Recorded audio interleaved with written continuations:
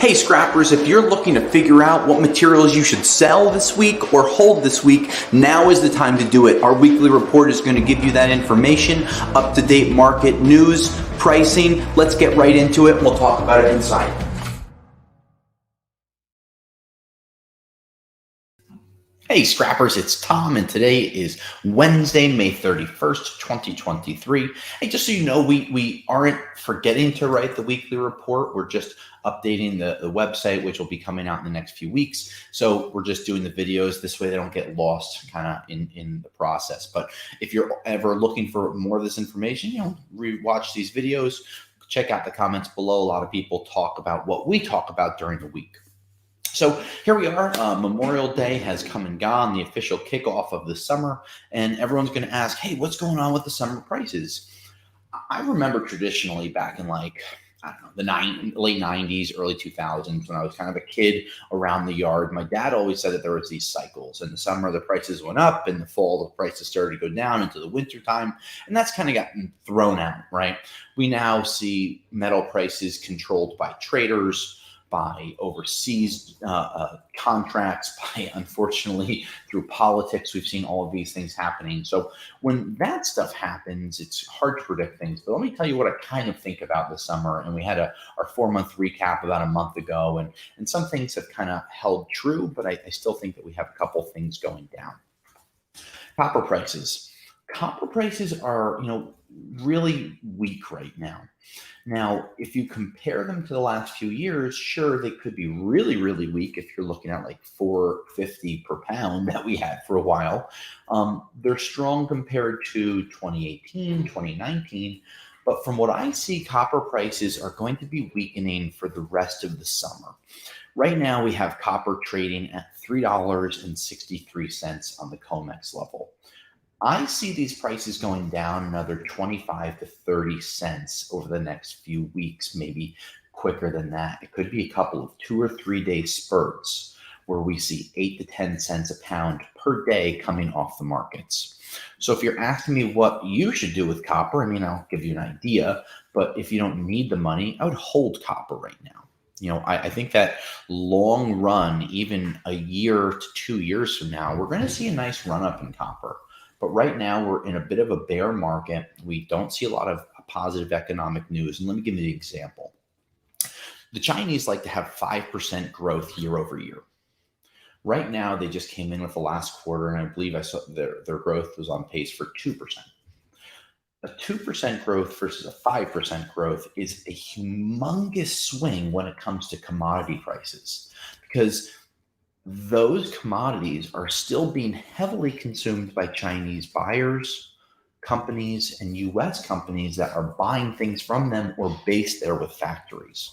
So with copper prices continuing to decrease, that is not just because of, people don't want it right now. They want it. We've been talking about the electrification of the country for months, if not years at this point. The copper is going to be needed. And another article I read, millions and millions of miles of copper is going to be needed because you can't power electric vehicles with fiber optic. You could use aluminum, right, to be able to get it to the stations, but it doesn't travel as well. And if we're looking to have this broad copper and electrification transformation of the country, copper has to be involved. But for 2023, I don't see copper really being heavily involved. I just don't see a strong demand for it right now. I see the interest rates that went up. Those interest rates are going to continue to hurt a lot of development. And the reason why, think about commercial buildings. They're the ones that use large amounts of metal. It's not residencies. When you have an interest rate that's like 7% for a home mortgage, 6% for a home mortgage, those commercial rates are more like 8 to 11% right now.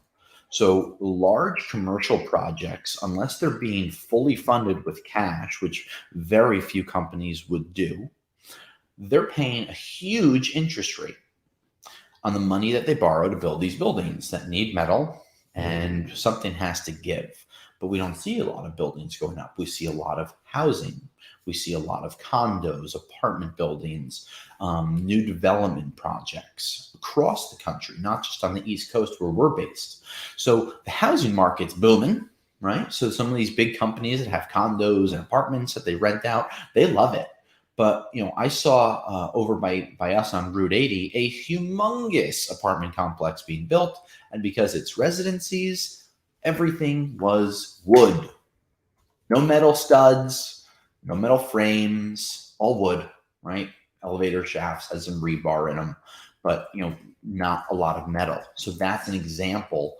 And then you have copper prices because they were so high in 2021, 2022. A lot of that metal that went and got recycled and is now new product on the shelves is more expensive, right? Think about it. If scrap companies sold copper at $4 a pound, it got refined and that cost $1 a pound. Again, I'm making up numbers. Now the new product might have cost $5 a pound.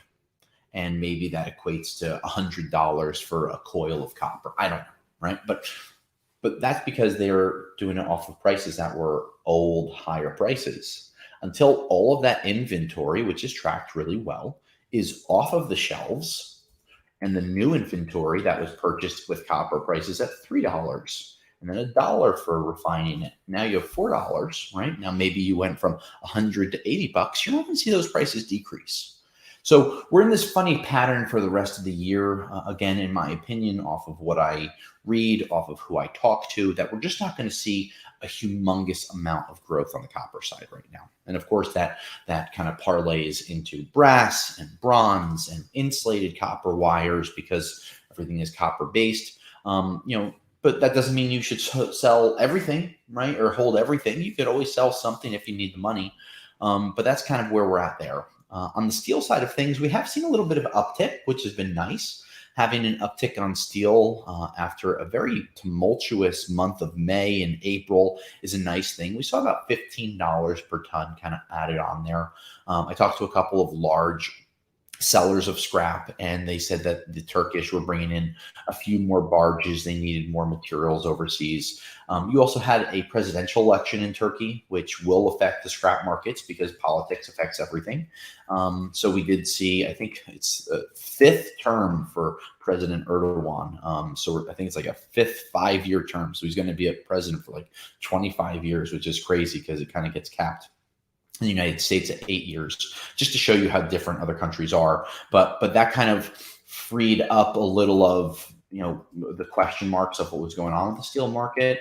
We've seen oil prices tumbling a little bit over the last few weeks.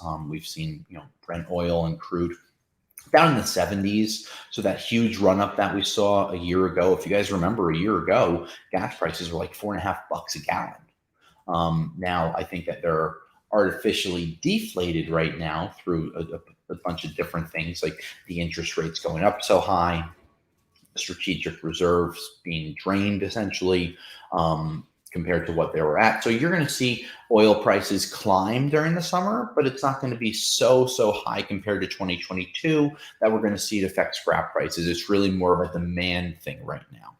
And before I talk about anything else, I'd like to talk about my scrap story of the week. I remember I was called out a few weeks ago, so I'm trying to put it on there. And I'd like to talk about one of the items that came into our yard, Rockaway Recycling, one of the first few days or weeks that my dad opened up. Now, my dad was never a large buyer of steel, but the gentleman showed up with either 3 or 5 barrels of horseshoes. And these steel horseshoes came in, and again, we're talking steel prices in the 1980s or half a penny a pound, a penny a pound, something super low. Unfortunately, we have seen that in the last few years, but hey, my dad's not a very, what's the word I'm looking for? Not lucky. I don't know the word I'm looking for. My dad doesn't have a lot of, oh my gosh, like having a rabbit's foot. It's like having luck. No, it's not luck though. Anyway, he doesn't save a lot of things, right? But he saved this because he thought that if he sold a bunch of horseshoes, which have traditionally been the sign of good luck. Oh, superstitious. Superstitious. Thank you. Superstitious. He's not superstitious, but he thought that selling all of these lucky horseshoes that came in might kind of be a bad thing. So to this day, those horseshoes, they're behind this wall, behind another wall on rack, and they're kind of like the heart of Rockaway recycling. And all these years, I don't know what they weigh. I don't know how many there are. We've never removed any of them. We've never given any of them away. They've always been kind of sitting there. And when I took over, my dad had racks and racks full of stuff. And he told me very clearly, you don't sell this. This is the one thing you don't sell, you don't get rid of, you will always regret it. So to this day, this is my 16th, finishing my 16th year working. They are still here, which means that they've been here for over 40 years under one roof, which is kind of cool if you think about it. So that's my scrap story of the week. I can't wait to hear some of yours. Maybe you guys had some type of superstitious item. Anytime I've gotten kind of crosses in, I've also kept crosses or other things like that. Not as much anymore, but I used to do that when I started working. So there's a few superstitious scrap items that I will look for. Everything else, get it in and ship it right out. So where else are we going to go on the markets? Catalytic converters, week over week, relatively steady. Three base metals, platinum down about 1.5%. Palladium down about 1%, and rhodium down less than 1%. So week over week, we have very steady markets, which is good. We're still seeing average OEM catalytic converter prices around $110, $115 per cat. I know last week we talked about some of those new laws in New Jersey, and those laws have been popping up in my inbox more and more because I use a cool feature on Google called Google Alerts, where anytime your name or a scrap metal or something pops up that you're interested in, Google sends you an alert that it happened.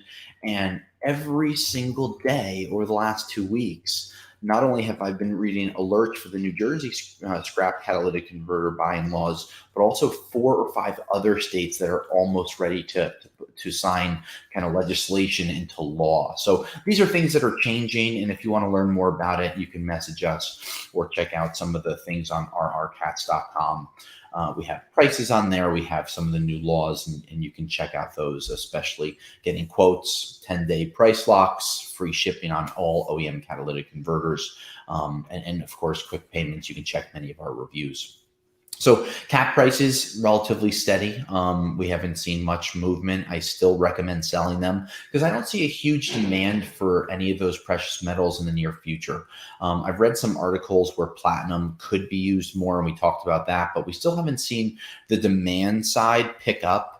That also has to do with a lot of these auto dealers finally having inventory again. And I talk a lot, so I don't know if I talked about this in the last few weeks. You started to see car prices coming down. You started to see that MSRP price versus the sales price, where the sales is actually below the MSRP for the first time in several years. So maybe some of the platinum prices will increase, but not until we start to see a little more movement on the upside of the car markets, which isn't going to happen. Of course, we go back to steel prices were up, copper prices were up, interest rates were up.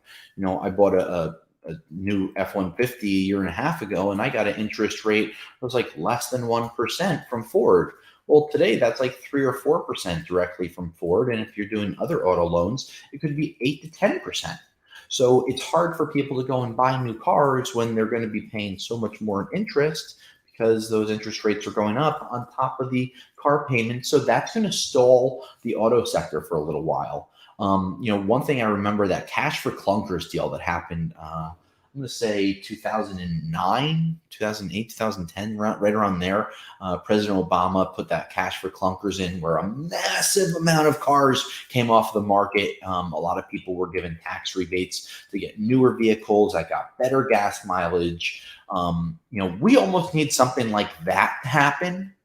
And the only way that you can get that tax rebate is if cars, you're buying an electric vehicle.